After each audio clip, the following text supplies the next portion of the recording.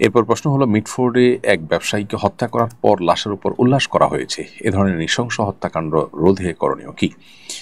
দেখুন, এর জন্য সূরা বাকারার 179 নম্বর আয়াতের বাস্তবায়নের কোনো বিকল্প পথ আমাদের সামনে নেই। আল্লাহ বলেছেন, ওয়ালাকুম ফিল কিসাসি হায়াতুন ইয়া উলিল আলবাব লাআল্লাকুম তাত্তাকুন। হে জ্ঞানীরা, হে বুদ্ধিমানেরা, তোমাদের জন্য কেসাসের মধ্যে জীবন রয়েছে। অতএব কেসাস এটাকে পরিপূর্ণভাবে যদি আমরা বাস্তবায়ন করার জন্য সিদ্ধান্ত গ্রহণ করি, কোনো প্রকার আইনের ফাঁকফোকর দিয়ে অপরাধী যেন পার পেয়ে না যেতে পারে, এবং হত্যাকাণ্ড যারা সম্পাদন করে তাদের মৃত্যুদণ্ড এটা যদি নিশ্চিত করা যায় এবং দ্রুততার সাথে নিশ্চিত করা যায়, বছরকে বছর যদি বিচারের নামে সেটাকে ঝুলিয়ে রাখা না হয়, তাহলে সেক্ষেত্রে ব্রিটিশদের যে আইন, অপরাধীদেরকে বাঁচানোর যে আইন, সে আইনের কাঠামো চেঞ্জ করে যদি অপরাধীদের বিচারকে ত্বরান্বিত করা হয়, প্রয়োজনে দ্রুত ট্রাইব্যুনালের মাধ্যমে এই ধরনের লোমহর্ষক এবং এই ধরনের চাঞ্চল্যকর হত্যাকাণ্ডগুলোর বিচার করা হয় এবং খুব দ্রুততম সময়ের মধ্যে বিচার সম্পন্ন করে তাদেরকে যদি শাস্তির মুখোমুখি করা হয়, দৃষ্টান্ত দেওয়ার মতো শাস্তি যদি কার্যকর করা যায়, তাহলে ইনশাআল্লাহ এগুলো থেমে যাবে।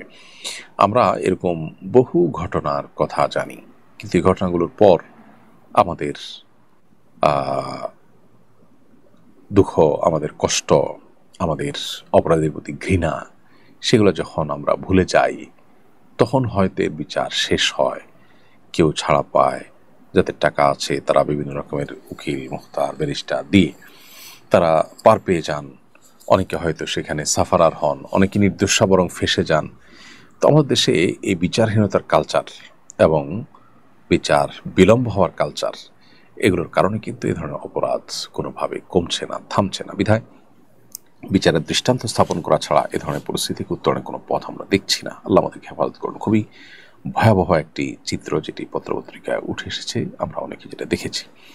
আমার বিয়ের সময় আমাকে দেনমোহর হিসেবে স্বর্ণালঙ্কার দেওয়া হয়েছে, এখন প্রয়োজনে কিছু অলঙ্কার বিক্রি করতে চাচ্ছি। আমার হাজব্যান্ড বিক্রি করতে নিষেধ করছেন এবং বলছেন তার নিষেধ অমান্য করে বিক্রি করলে স্বামীর অবাধ্যতা হিসেবে গণ্য করা হবে এবং গুনাহ হবে। আমার নিজের সম্পদ বিক্রি করার ক্ষেত্রে স্বামীর নির্দেশ মানতে বাধ্য কিনা? আইনত আপনি স্বামীর নির্দেশ মানতে বাধ্য নন, যেটি আপনার সম্পদ সেরিয়া বিক্রি করাটা একান্ত আপনার এখতিয়ারাধীন। কিন্তু আপনাদের দাম্পত্য জীবনে সুখ শান্তির প্রয়োজনে স্বামীকে আপনার প্রয়োজনটা বোঝানোর চেষ্টা আপনি যেমন করবেন, ঠিক একইভাবে স্বামী স্ত্রীর উপরে অনধিকার চর্চা করবেন না। অর্থাৎ যেখানে কোনো সম্পদ স্ত্রীর, সেটা তিনি বিক্রি করতে পারেন, শরীয়ত সেখানে তাকে অধিকার দিয়েছেন, স্বামী হিসাবে সেখানে গায়ের জোর খাটিয়ে বাধা দেওয়া এ রাইট তার নাই, তিনি পরামর্শ দিতে পারেন। অতএব স্বামীরও অন্যায় করা যেমন উচিত নয়, স্ত্রীরও যথাসম্ভব স্বামীকে বুঝিয়ে নিয়ে তারপরে তার বিক্রি করার কাজ সম্পাদন করা দরকার। যদি প্রয়োজন হয় সেটা তিনি করবেন। তারপর যদি স্বামীকে না বুঝিয়ে বা বোঝানো না গেলে তিনি যদি বিক্রি করেন, তিনি আল্লাহর কাছে দায়ী হবেন না ইনশাআল্লাহ তাআলা।